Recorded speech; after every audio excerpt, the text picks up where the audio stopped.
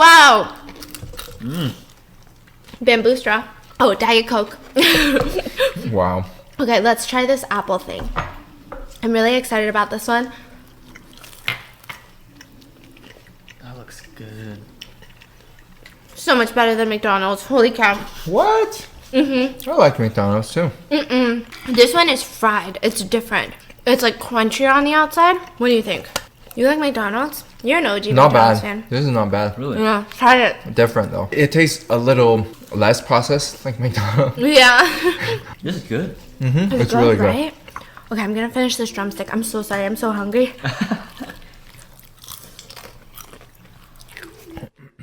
So which movie are we talking about? Girl on a Train. Why is it always train? Okay. Then guess the plot. Yeah, guess That's the plot. In the train. Obviously, it's gonna be dark. It's gonna be nighttime. And someone's gonna get infected by a zombie, and then she's gonna die at the end. Oh my god, you're actually so wrong. Oh, Psychological thriller. Yes. I have a feeling then you're right on point. oh yeah. Really? Today's story is about a girl on a train. Now, I know what you're thinking. Zombies. Infection on a train. You're absolutely wrong.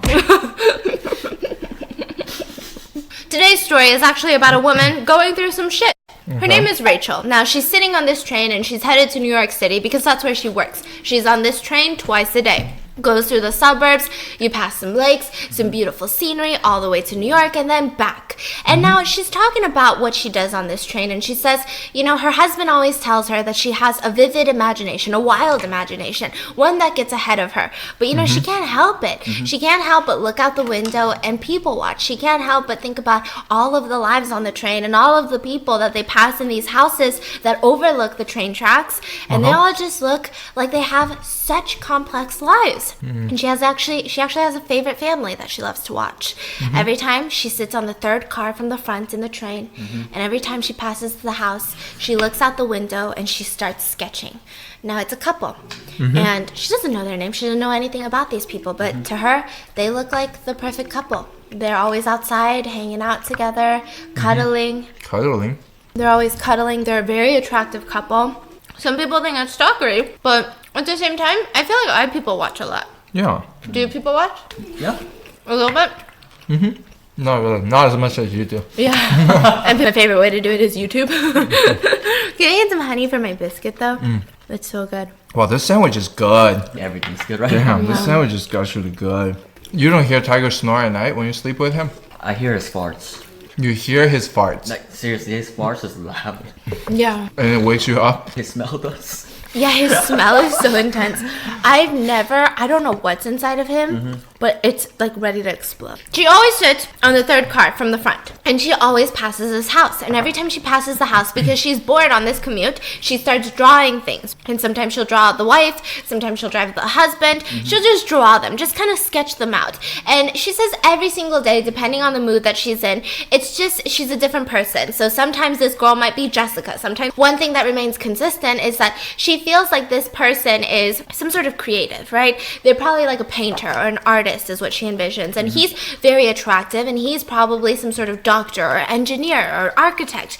And that's just always the vision that she's had of them. And they have everything that she's ever wanted, just the perfect life, the perfect relationship. And this woman, Jessica, or, you know, whatever her name may be, everything that she wants to be but can't be. Not anymore.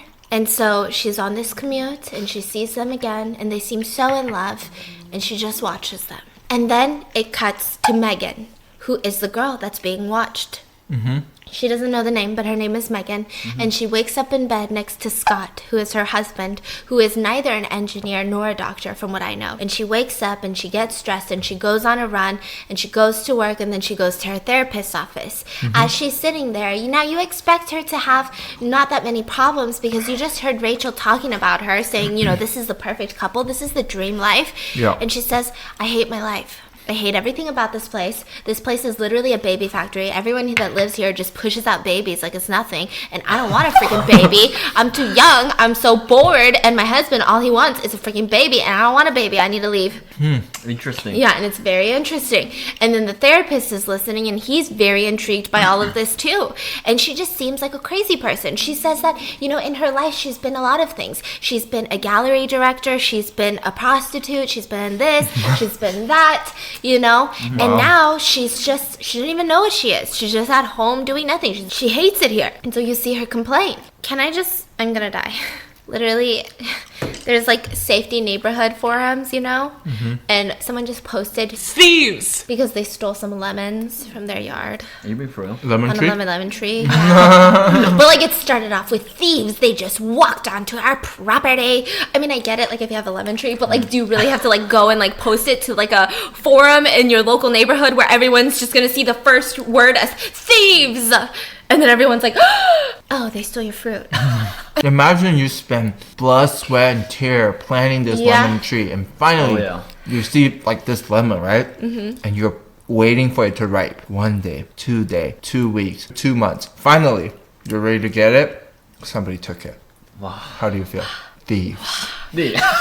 So then you see Megan leave the therapist's office and she runs on over to where she's a nanny. So she goes into this house and we've learned that the mother is a stay-at-home mom. Her name is Anna and they have this little child and she takes care of the child and the husband comes home. His name is Tom and it just seems like such a boring family. It seems like Megan is almost disgusted by the people that she works with because of how boring it is. So she's almost like, you know, this is why I don't want a kid. Y'all's lives are so bland and so boring, you know? And so she tells Anna that day, Anna, I'm so sorry, but this is going to be my last day.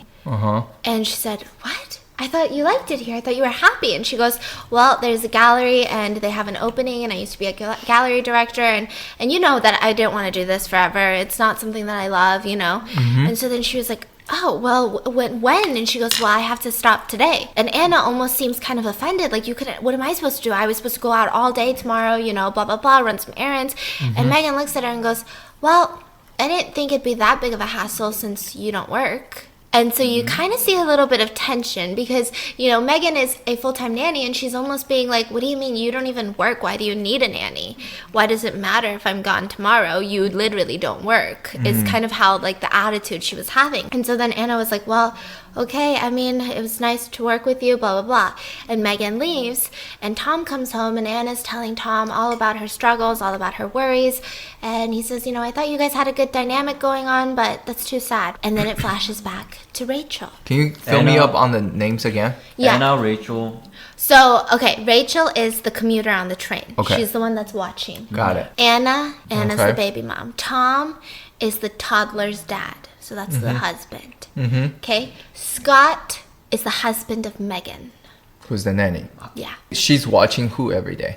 She's watching Megan, the nanny. The nanny every day. Got it. She's watching the nanny. After the nanny leaves, you know, and before we flash back to Rachel, Anna is seen talking to her husband, Tom, saying, how many times has Rachel called today? And he says, I don't know. How about you?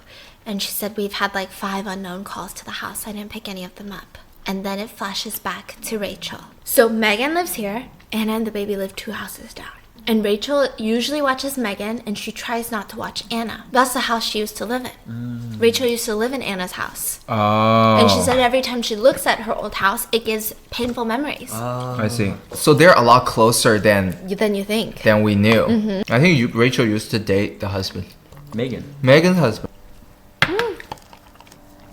Rachel is watching them on the train and she ends up going home. Now, the home that she goes to looks nothing like the houses that she used to live in or the houses that she watches where Anna and Megan live. It's a very small apartment. It's not a great apartment. And she's living with a woman by the name of Kathy. Now, she's getting drunk in the kitchen. She's drinking. Rachel, right? She's drinking. She's on Facebook. She's looking at pictures of Anna and her baby. And she's getting upset. What? She's like, it's just the perfect family. It's so freaking annoying. And Kathy is like, listen, you need need to stop drinking and you need to stop calling them. And so she takes her phone and she knocks out in her room. And she says, I'm so sorry, Kathy. I know that when I moved in with you, I said it was only going to be a couple weeks.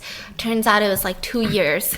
I promise I'm going to leave soon. And Kathy says, yeah, I know. You said that 2 years ago. And she falls asleep. Now, while she falls asleep, you get a flashback into what Rachel's life used to be before she moved in with Kathy.